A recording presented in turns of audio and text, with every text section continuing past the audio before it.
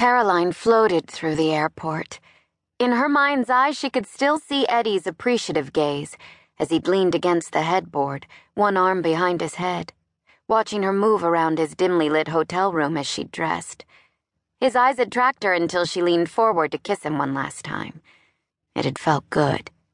Now she walked down the jetway, pulling her rolling briefcase behind her.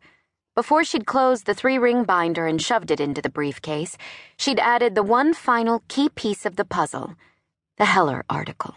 That had felt good, too. As she entered the plane, some part of Caroline's mind whispered that air travel usually triggered anxiety, but another part of her mind told her to stuff it. This flight was different. She was on her way to New York, where they were going to defeat MedGen's Daubert motion. The plaintiffs would get their settlement, the danger to her would dissipate, she could stop thinking about getting a gun and learning how to fire it. Caroline spotted Lewis and Dale in first class.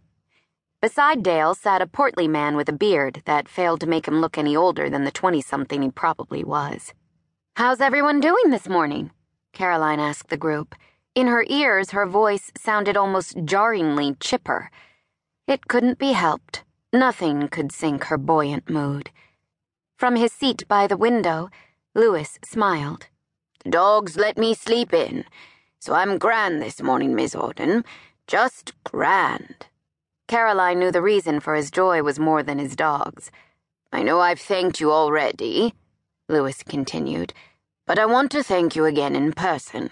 Finding the Heller article was nothing short of brilliant." "Yeah, great job," said Dale from across the aisle. "I read it this morning, and boy, oh boy, is that good stuff." He gestured with his chin toward the man who overflowed the seat behind him. "This is my assistant, Harold. He's my tech wizard. He's the one I credit for getting me to step into the 21st century. Behind Dale, Harold met Caroline's eyes and shook his head no. Caroline allowed a flicker of a smile to cross her face in silent kinship with Harold, a fellow digital native trying to lead another digital immigrant into the future. "Hello, Harold. I'm just glad we got it filed," Caroline said, lifting her rolling briefcase into the overhead bin before sitting down in the aisle seat beside Lewis and across from Dale.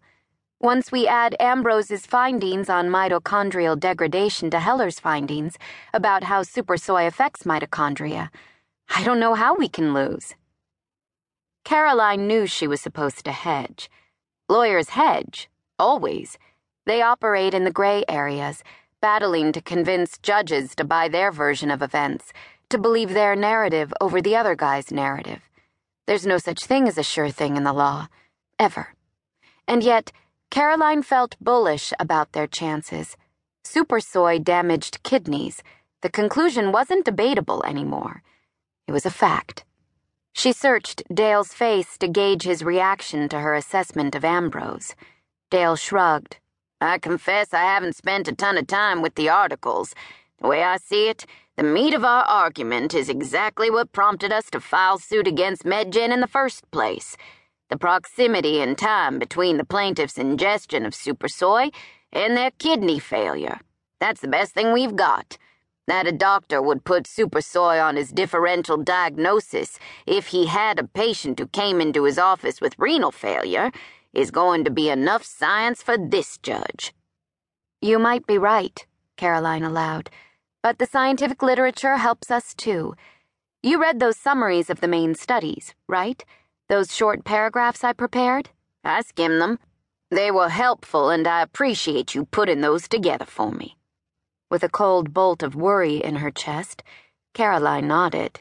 "Don't y'all worry," Dale said. "We've got a solid 6 hours. Plenty of time for you to get me all up to speed on whatever you think I need to know." Sitting down in her seat, Caroline withdrew her laptop from her bag. "I've got everything here. We can just start going through the key studies and I'll—" Dale frowned at the laptop. Deciding to take his sour expression as a reaction to technology, rather than as a reaction to studying, Caroline retrieved the 3-ring binder of articles from the overhead bin. She opened the heavy binder on her lap and flipped to the page of summaries. "We can talk the science through now," she said.